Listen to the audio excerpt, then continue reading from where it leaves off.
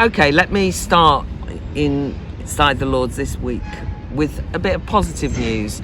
I don't know if you saw, but at very long last, after what can only be described as toing and froing, the Higher Education Free Speech Bill has now gone off for royal assent without too much objection.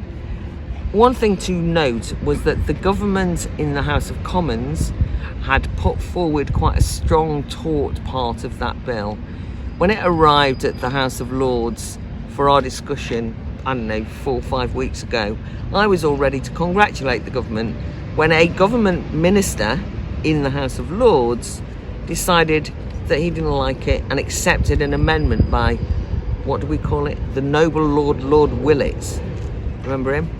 He basically put through the most woolly amendment that would mean that in order to get remedy, if you were cancelled a student, if you were cancelled as an academic or an external speaker, you have to go through the internal processes, every single one of them, put forward by the university or then by the regulator, the Office for Students, before you could go anywhere near a court, and even then it would be very expensive.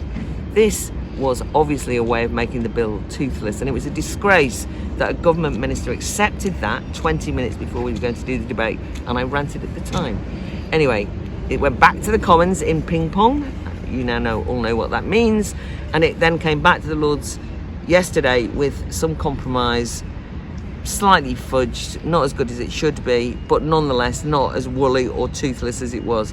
So I gave the government a thumbs up on free speech, and genuinely this law will not by itself by any stretch be a silver bullet to the egregious cancel culture on campus, but it does act as a way that we can use it as a weapon in a way of trying to have culture change, because you can actually then say, no, this can't happen, it's against the law. You know, you have duties as a university, like for example the University of Bristol will not be able to, as they did recently, just suspend somebody because students accuse them of being Islamophobic. Anyway, I say all this in the speech, and I'm just really pleased, right? It's about the only thing I feel I've contributed to that's led to a little bit more freedom, not less.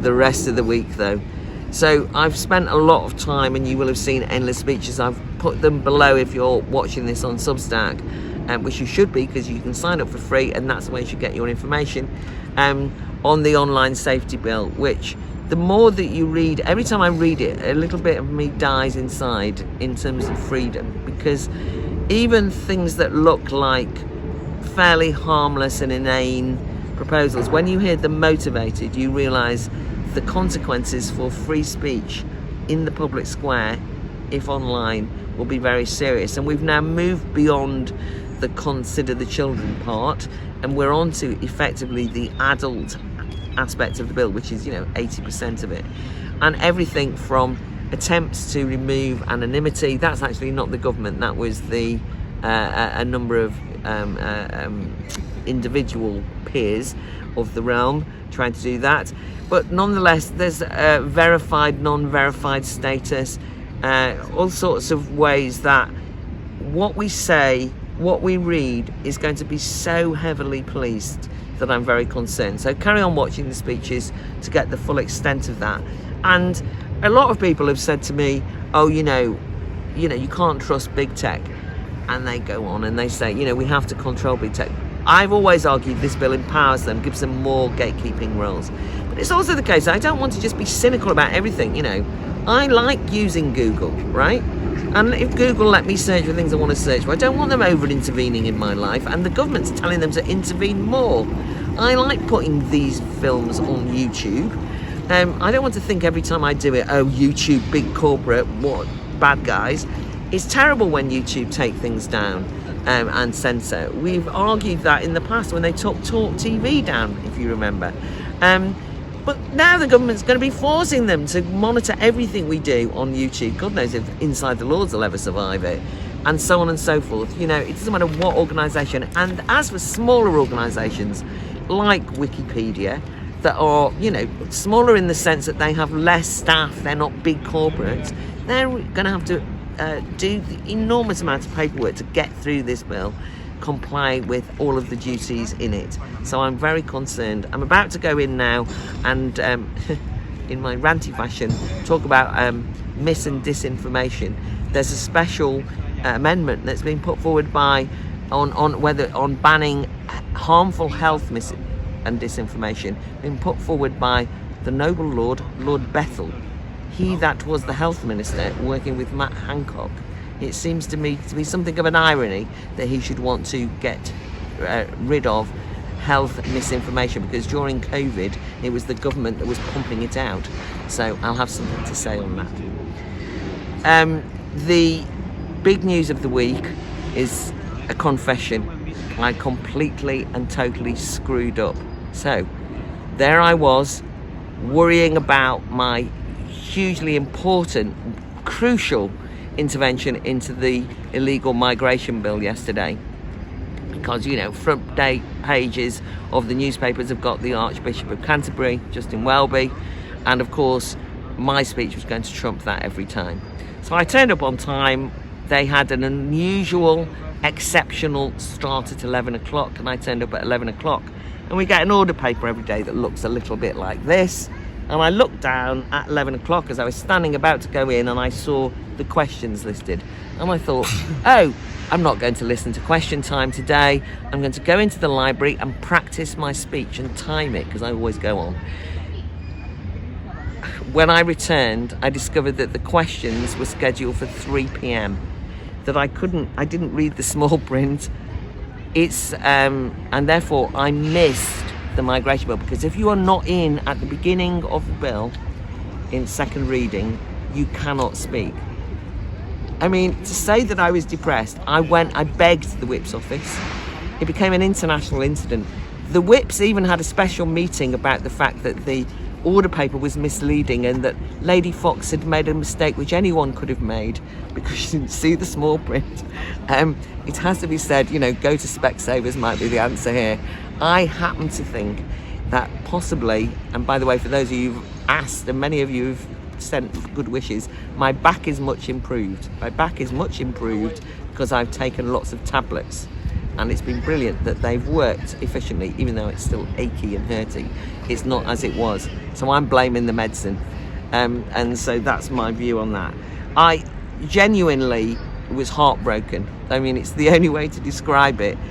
I, however, listened to the debate, and the amount of self-righteousness that I had to endure listening without the capacity to speak at any point was very frustrating. But I wanted to say something about the Archbishop of Canterbury's intervention, which has hit the headlines. I mean, first of all, there were 75 speakers yesterday. Why has he got the headlines? It wasn't the best speech by any stretch of the imagination. And if you want to see a really brilliant speech that's balanced on this, do look out for Tina Stowell's, Baroness Stowell. I mean, it's excellent. The best speech of the day, in my opinion. But there were others as well. Because what the Archbishop did was effectively say there's nothing to see here. And the whole emphasis was on the compassion that we must show to the people in the boats. Anybody would think that the country is full of people who hate refugees. That is not what's happening. People are concerned about the fact that they are being taken for mugs on the one hand, that people in the boats are not all fleeing war and persecution. Doesn't mean that they're not compassionate towards them. They feel frustrated that the government can't and don't seem to be able to act on this, which gets me to my final point here, which is I will be sneaking in my brilliant speech in every other possible bill that comes up, including on misinformation today, when I will mention indeed that they were all misinforming us when they said that all of the people in the boats were fleeing war and persecution. But anyway, there you go. But next week, on Monday, we have the retained EU law bill returning to the Lords, now completely gutted by the government itself. You'll have seen the headlines. The EU retained law bill was an important way for the government to do as it promised. And just like the illegal migration bill, the opposition spends all its time in the Lords saying the government promise to do this and they don't do what they say they're going to do. Well, I tell you what, they promised the British public they're going to deal with the small boats. They bring in a bill and everyone goes, you can't have that. And the Lib Dems actually tried to stomp on the bill by putting in a fatal motion completely anti-democratically. Everyone actually, it got voted down right at the end of the night. The Labour Party said, we're not going to vote for the fatal motion. What we're simply going to do is put in so many amendments, it won't be the same bill, it will be toothless anyway.